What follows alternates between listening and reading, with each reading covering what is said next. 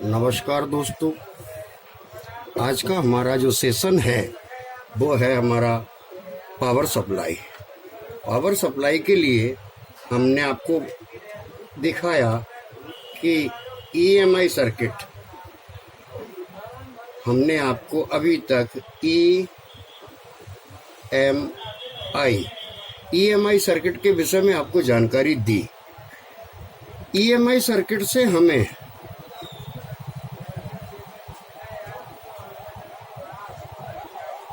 DC 300 volt हमें प्राप्त हुआ। जब हमें डीसी 300 वोल्ट प्राप्त हुआ तो यही डीसी 300 वोल्ट हमारे एक चॉपर के द्वारा, जिसे हम एक ट्रांसफार्मर बोलते हैं, उसकी वाइंडिंग के द्वारा हमें यहाँ, जिसमें एक कॉइल होती है चॉपर में, उसके द्वारा हमें 300 वोल्ट सीधे एक मॉसफेट पर प्राप्त होते हैं। उस मॉसफेट पर हमें जब 300 वोल्ट प्राप्त होते हैं तो मॉसफेट का जो सिरा होता है, एक सिरे को हम ड्रेन कहते हैं, जिस पर ये 300 वोल्ट हमारे प्राप्त होते हैं, और एक होता है इसका गेट और एक होता है इसका सोर्स। सोर्स को हाई वैल्यू की रेजिस्टेंस से, लो वैल्यू की रेजिस्टेंस से इसको ग्राउंड किया जाता है। इसके बाद हमारा PWM-IC जो होता है, वो PWM-IC पल्स विद मॉड्यूलेटर, क्योंकि ये जो मॉसफेट है कब काम करेगा, जब इसका गेट ओपन होगा, हाई लो होगा, तब काम करेगा। तो ये हमारा जो PWM-IC है, PWM-IC हमारा RT और CT फ्रीक्वेंसी से काम करता है, और इसे अब चलाने के लिए हमें यहाँ एक ग्राउंड होगा, और साथ में आप देखेंगे कि जो हमारा इससे पल्स निकलेगा वह पल्स हमारा गेट को जाएगा। अब इसको चलाने के लिए स्टार्टअप सप्लाई 300 वोल्ट से हमें हाई वैल्यू की रेजिस्टेंस लगाकर PWM-IC को इन किया जाता है। चूंकि ये PWM-IC अभी इसका पूरा काम नहीं करेगी, ये सिर्फ स्विचिंग करेगी, और वह स्विचिंग हमारी जो एक और वाइंडिंग होती है हर ट्रांसफार्मर में, जिसका एक सिरा हमें ग्राउंड होगा और दूसरे सिरे से एक डायोड लगकर, और साथ में एक कैपेसिटर जिसकी वैल्यू होगी 50 वोल्ट 1000 UF लगकर, ये सीधा हमारी पावर सप्लाई को PWM की पावर सप्लाई में जाता है। इसकी जो है ये 12 से 18 वोल्ट ये हमें देता है। अब जैसे ही हम 300 वोल्ट यहाँ मिलेंगे, इससे स्टार्टअप सप्लाई हमारी आएगी और ये PWM स्टार्ट होगी और एक पल्स देगी इस मॉसफेट को, और जैसे ये पल्स देगी वैसे ही हमें यहाँ ऑक्सिलरी वाइंडिंग से वोल्टेज प्राप्त होकर जैसे ही 12 से 18 वोल्ट बनेंगे, इसका काम खत्म हो जाएगा। आइए इसको ट्रांसफार्मर का रूप दे देते हैं। ये हमारा अब ट्रांसफार्मर बन के तैयार हुआ, क्यों कि हमारी प्राइमरी का काम अभी पूरा हुआ। अब हमें सेकेंडरी के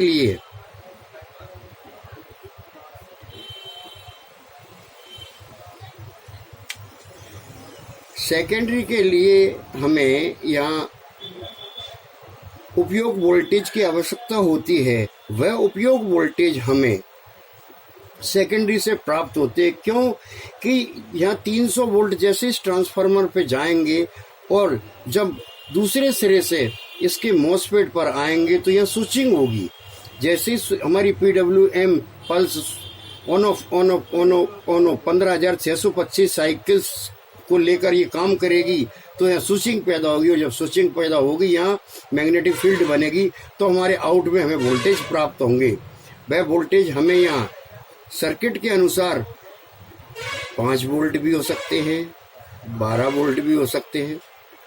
तो उसके लिए हमें यहाँ एक डायोड लगाना पड़ेगी, और डायोड के अलावा हमें कैपेसिटर लगाना होगी। आपको सर्किट में कैपेसिटर देखने को मिलेंगे। तो यह हमारा 5 और 12 वोल्ट बनकर तैयार हुआ। आवश्यकता अनुसार हमें यहाँ 18 वोल्ट, 24 वोल्ट, 30 वोल्ट बैकलाइट के लिए हमें मिलेंगे। अब चूंकि हमारा सर्किट अभी बनकर तैयार नहीं हुआ है, क्योंकि इस PWM IC को कैसे पता लगे कि मैं काम कर रहा हूँ, इस ट्रांसफार्मर के द्वारा जो काम होता है वो उसको कैसे पता लगे कि काम हो रहा है, इसके पहले एक बहुत महत्वपूर्ण सर्किट होता है, उसे आपको कभी नहीं छेड़ना चाहिए। आइए देखते हैं वह कौन सा सर्किट होता है। ये एक रेजिस्टेंस लगी होती है इसमें, और एक डायोड लगा होता है, साथ में एक हमें कैपेसिटर देखने को मिलेगा, और वह हमारा ये सर्किट इस ट्रांसफार्मर की जो वैल्यू होती है उसके हिसाब से ये रेजिस्टेंस और कैपेसिटर लगाया जाता है, ताकि रिटर्न वोल्टेज जब हमारा स्विचिंग होगी तो रिटर्न वोल्टेज यहाँ जाके ख़त्म हो जाता है, ताकि हमको स्विचिंग बार बार में प्रॉब्लम ना आए, हमारा मॉसफेट बार बार ना उड़े, उसके लिए ये सर्किट बनाया जाता है। अब PWM ने अपना काम चालू कर दिया, हमारे जो चॉपर होता है उसने अपना काम चालू कर दिया, ऑक्सिलरी वायरिंग ने यहाँ काम चालू कर दिया। लेकिन इस पूरे सर्किट को और PWM IC को कैसे पता लगे कि कितने वोल्ट हमको आउट करना है, उसके लिए एक जो आपको हर जगह आवश्यकता लगेगी, एक फीडबैक सर्किट तैयार होता है। और वह फीडबैक सर्किट का बहुत बड़ा महत्व है, क्योंकि इस सप्लाई को ये पता ही नहीं लगेगा अगर फीडबैक नहीं होगा कि मुझे कितना काम करना है। तो फीडबैक के लिए रेजिस्टेंस डिवाइडर आप जानते हैं, R जो है R1 R2। तो यहाँ से हमें आपको एक जीना डायोड देखने को मिलेगा जिसका नाम है TL 431। यहाँ हमारे इस TL 431 में 3 लेग होती हैं। पहली लेग हमारी पावर डिवाइडर सर्किट से जुड़ी हुई होगी, और जो हमारी दूसरी लेग होगी वो हमारी ग्राउंड होगी, और तीसरी लेग का काम होगा क्योंकि इसके ही आगे हमें यहाँ एक PC 817 एक कपलर देखने को मिलेगा, और वह ये जो TL 431 की लाइन है वो हमारी इस पिन से कांटेक्ट होगी, क्योंकि हमारी पिन यहाँ निशान होगा, पिन नंबर 1 हमारी रेजिस्टेंस लगकर और इसको करंट दिया जाएगा। हमारी पिन नंबर 1 ये हो गई, पिन नंबर 2 ये, पिन नंबर 3 और पिन नंबर 4। तो पिन नंबर 3 हमारी ये ग्राउंड हो जाती है, और पिन नंबर 4 से हमारी सीधा पल्स इस PWM IC को हमें मिल जाता है। क्यों कि तभी तो इसको ये पता चलेगा कि हमें जो उपयुक्त वोल्ट हैं, 5 वोल्ट हों, 12 वोल्ट हों, वो कैसे बन रहे हैं। इसलिए ये फीडबैक सर्किट को हमें पहचानना बहुत ज़रूरी होता है, और इस PWM IC को देना बहुत ज़रूरी होता है। तो दोस्तों, ये हमारी सप्लाई का डायग्राम बनकर तैयार हुआ। क्यों कि इसमें 300 वोल्ट जैसे ही हमारे इस ट्रांसफार्मर में इन होंगे, ट्रांसफार्मर के सिरे से हमारा एक मॉसफेट लगा होगा। ये हमारा NPN ट्रांजिस्टर मॉसफेट होता है, जिसका ड्रेन 300 वोल्ट से जुड़ा होता है। इसमें एक गेट होता है जो PWM IC इस गेट को लो हाई करती रहती है, और इसका जो तीसरा सिरा होता है जिसे हम सोर्स बोलते हैं, ये ग्राउंड होता है एक लो वैल्यू की रेजिस्टेंस। इसके बाद स्टार्टअप सप्लाई हमें 300 वोल्ट से PWM को देना पड़ती है, और जब स्टार्टअप सप्लाई एक सेकंड के लिए इसको मिलती है तो इसमें मैग्नेटिक फील्ड पैदा होती है, और जैसी मैग्नेटिक फील्ड पैदा होती है तो जो ऑक्सिलरी वाइंडिंग होती है यहाँ से हमें 12 से 18 वोल्ट हमें प्राप्त हो जाते हैं, जो स्थायी रूप से PWMIC को चलाने में सहायक होते हैं। इसके बाद हमें जब वोल्ट यहाँ मिल जाते हैं तो दो रेजिस्टेंस के सर्किट के द्वारा 2 लग रही हो, 3 लग रही हो, जिससे हमको कोई लेना देना नहीं, वो सर्किट के अपने हिसाब से लगी होती हैं। तो जो पावर डिवाइडेड सर्किट होता है वो हमारा TL 431 की पहली नंबर पिन पर जाता है। इसको हम रिफरेंस पिन बोलते हैं, उस पर जाता है, और बीच का हमारा ग्राउंड होता है, और तीसरा पिन हमारा आउट होता है जिसे हम पिन नंबर 2 पर जाता है। और पिन नंबर 2 पर जाने के बाद इधर हमको नेगेटिव वोल्ट मिलते हैं और यहाँ हमको पॉजिटिव वोल्ट मिलते हैं। तो ये जो है एक LED डायोड होता है, ये जलने लग जाता है। जैसे ये जलता है तो यहाँ हमारा एक ट्रांजिस्टर लगा होता है जिसका कलेक्टर ये होता है, और एमीटर ये होता है।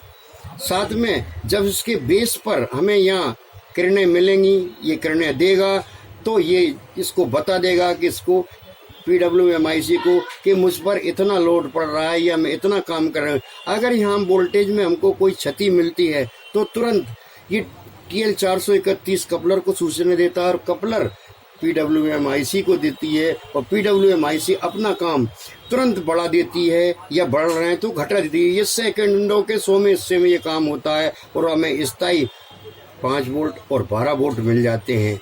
अब ये हमारा जो सर्किट हुआ ये पूरा कंप्लीट सर्किट हुआ। EMI सर्किट के विषय में हम आपको पहले पढ़ा चुके हैं, पहले बता चुके हैं। इसका फॉल्ट फाइंडिंग अगर हम करते हैं तो कैसे करते हैं? सबसे पहले हमें या EMI सर्किट पर 300 वोल्ट हमें देखना होगी। 300 वोल्ट जैसे ही हमको हमारे पास मिलते हैं, हमें ड्रेन पर, यहाँ मॉसफेट के ड्रेन पर हमको 300 वोल्ट चेक करना होती है।